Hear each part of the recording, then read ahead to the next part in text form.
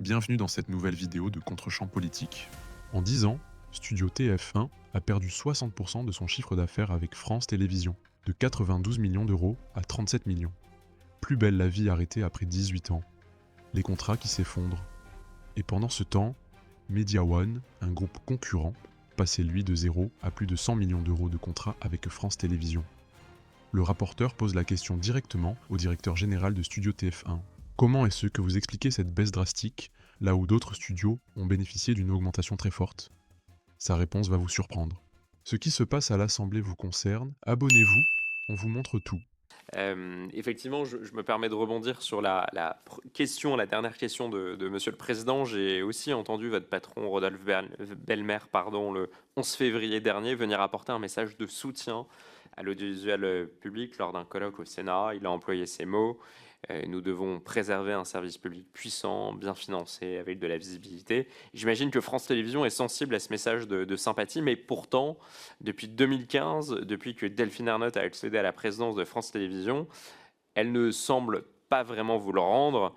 Monsieur le directeur, vous êtes à la tête de TF1 Studio, vous êtes bien placé pour le savoir. Lorsque TF1 rachète Newen, en 2015, le montant de vos contrats avec France Télévisions s'élève à 92 millions d'euros. Depuis, il ne cesse de diminuer pour s'établir autour de 72 millions d'euros en 2021. Je ne vais pas faire l'ensemble des années. Ensuite, France Télévisions décide en mai 2022 d'arrêter Plus belle la vie, le feuilleton quotidien que vous produisiez pour France 2, qui était au début d'ailleurs produit par France Télévisions.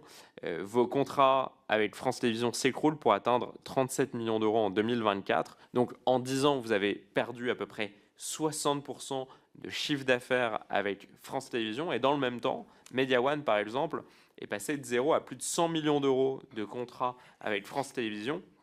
Est-ce que c'est une situation qui vous satisfait? Et au-delà du commentaire, parce que j'imagine que vous ne voulez pas être en difficulté vis-à-vis de France Télévisions, mais comment est-ce que vous expliquez que vous soyez l'un des seuls studios à avoir fait les frais d'une réduction drastique de près de 60% des contrats passés avec France Télévisions, là où d'autres studios, là où d'autres sociétés de production ont bénéficié d'une augmentation très forte? Hier, par exemple, on a auditionné le studio Together qui a vu, je crois, ses contrats tripler en l'espace de quelques années. Comment est-ce que vous expliquez cette baisse drastique des contrats passés avec France Télévisions? Oui, alors concernant le contexte que vous avez décrit, je pense que c'est important de le reprendre un peu, et d'essayer de se mettre sur de regarder une chronologie, disons. Le rachat de Newen Studio, donc le précédent nom de Studio TF1, par TF1 a créé des inquiétudes de la direction de France Télévisions, indéniablement, qui redoutait, et je cite notamment des choses qui avaient été reprises dans la presse à l'époque, de voir certains programmes clés produits pour France Télévisions partir sur TF1, et également d'alimenter la croissance d'un concurrent privé. Donc il y a eu des remous, des tensions indéniables qui ont notamment été relayées dans la presse. Je pense qu'il est important, je le disais, de se remettre dans le contexte de l'époque, notamment de se rappeler ce qu'était le paysage audiovisuel à ce moment-là. C'était un paysage audiovisuel qui reposait sur une concurrence frontale entre TF1 et France Télévisions, et où les plateformes n'existaient pas ou étaient naissantes. Donc on était dans ce contexte vraiment d'affrontement, j'allais dire quasiment philosophique, qui était hérité du paysage audiovisuel que l'on connaissait. Et donc le rachat de Newen par TF1 a créé une inquiétude très forte.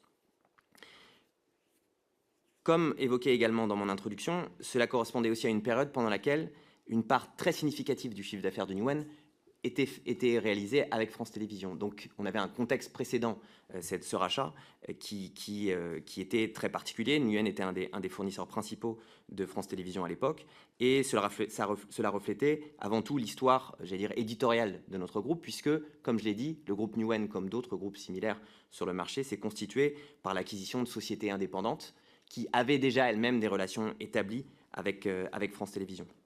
Donc, je ne dirais pas vous avez évoqué des chiffres, il y a évidemment une baisse et une réduction des commandes qui ont été faites auprès de Newen Studio sur cette période, ça je ne le conteste pas. Il y a eu par moments d'ailleurs, quand je parlais de tension, des inquiétudes ou une préoccupation du côté de Newen Studio. Je rappelle que je n'étais néanmoins, moi, pas présent dans la société puisque je l'ai rejointe il y a 2 ans. Mais plutôt que de parler de chute drastique, comme vous le disiez, je parlerai d'évolution fondamentalement de nos relations commerciales. C'est-à-dire que, tout comme France Télévisions a diversifié ses sources d'approvisionnement auprès des producteurs, Newen a dans le même temps développé de nouvelles relations commerciales avec d'autres clients. Je l'évoquais, et c'est très important pour nous en France. Précédemment, Newen ne travaillait pas, quasiment pas, avec TF1, avec le groupe TF1. Et à partir du rachat, des commandes conséquentes ont été réalisées pour le groupe TF1, notamment les 3 séries, les feuilletons quotidiens que j'évoquais, Demain nous appartient, Ici tout commence et Plus belle la vie, encore plus belle en 2024. Ce qui traduit bien le fait que après le rachat par TF1, la stratégie éditoriale et la stratégie de production de Newen a également évolué pour répondre à une nouvelle donne de marché et à une relation plus proche avec TF1 d'un côté et aussi les plateformes. Et l'autre point que je tiens à préciser, c'est ce que j'ai expliqué sur l'internationalisation du groupe. C'est-à-dire que là, on regarde le marché français, ce qui est tout à fait normal vu l'objet de cette commission. Néanmoins, pour nous, ce marché français s'inscrit dans une perspective plus large, qui est la perspective internationale. C'est-à-dire que précédemment, et au moment où vous citiez les chiffres de chiffre d'affaires, le chiffre d'affaires avec France Télévisions, nous étions un groupe 100% français, quasiment 100% français. Aujourd'hui, la France ne représente plus qu'un tiers de notre activité. Et donc, c'est aussi dans ce cadre-là que la réévaluation et l'évolution de nos commandes avec France Télévisions doit être lue, à la fois avec une augmentation de notre activité avec d'autres acteurs, avec notamment massivement TF1, et dans le cadre de notre internationalisation. Donc, il n'y a pas eu d'abandon ou de situation critique qui s'est produite, mais je dirais plutôt un rééquilibrage et, dans certains cas, des questions légitimes que nous avons posées à France Télévisions sur certains arrêts, mais nous sommes maintenant dans une dynamique beaucoup plus apaisée, avec des relations normales avec France Télévisions comme avec nos autres clients. Et qu'est-ce qui explique concrètement qu'il y a eu un tel basculement entre, par exemple, la baisse de vos contrats et la forte augmentation d'autres groupes? Je pense notamment au groupe de Monsieur Capton, Media One. Est-ce qu'aujourd'hui, vous l'expliquiez en fin de réponse, cette première réponse, est-ce que vous avez l'impression que ce transfert massif contribue à un climat apaisé des relations entre les diffuseurs notamment? Alors sur le transfert, moi je ne me prononcerai pas dans la mesure où je ne connais pas le détail. Nous, ce qu'on constate à travers notre activité à nous, c'est qu'il y a eu une réduction de l'activité réalisée avec France Télévisions sur la période que vous avez citée. Donc ça, je ne le conteste pas, évidemment. En revanche, de dire qu'il y a eu un transfert auprès d'un acteur en particulier, je ne peux pas le dire, je n'ai pas les données qui me permettent de le dire spécifiquement. Surtout que je ne peux pas... Quand on parle d'une réduction de chiffre d'affaires, ça repose finalement sur la commande ou non-commande de projets spécifiques. Et je ne peux pas dire si l'arrêt de telle fiction s'est traduit par la reprise d'une fiction équivalente chez tel ou tel concurrent, ou si l'arrêt de telle émission s'est traduit par la reprise d'une émission équivalente chez tel ou tel concurrent. Donc sur ce sujet-là, je pense que seule France Télévisions peut apporter une réponse. En revanche, sur le climat entre les diffuseurs, je l'ai indiqué sur la période du rachat, et j'ai indiqué aussi ce contexte plus large. Le marché aujourd'hui est différent. Vous avez cité des propos de Rodolphe Belmer concernant l'audiovisuel public. Il y a eu la création de la filière audiovisuelle qui, je pense, traduit aussi cette nouvelle donne où les acteurs de la télévision gratuite et de l'audiovisuel se rendent compte qu'il y a un enjeu fort pour eux à exister dans un univers où d'autres acteurs, notamment internationaux, sont beaucoup plus présents. Est-ce que vous vous réjouissez qu'il y ait des champions français et européens comme Media One, Banijay? Est-ce que vous voyez ça comme une concurrence ou au contraire vous en réjouissez? Alors oui, concurrence indéniablement, puisque nous sommes dans un marché concurrentiel. Personne n'a de commande garantie ou de volume d'activité qui serait établi de manière certaine. C'est un marché concurrentiel et c'est la qualité des projets qu'on présente et la créativité de nos idées qui doit faire la différence.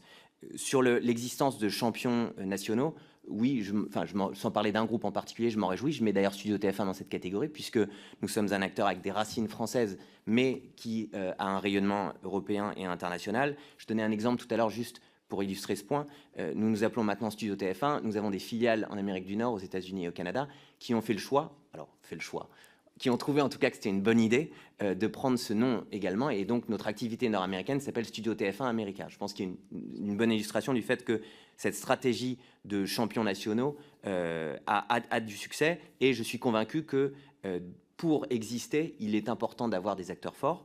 Après, c'est néanmoins, et c'est une caractéristique du marché français, un équilibre entre acteurs indépendants de plus petite taille et certains groupes qui ont pris une taille plus conséquente, et que c'est de trouver le juste équilibre entre ces deux types d'acteurs qui produit un marché riche et diversifié avec des projets de qualité.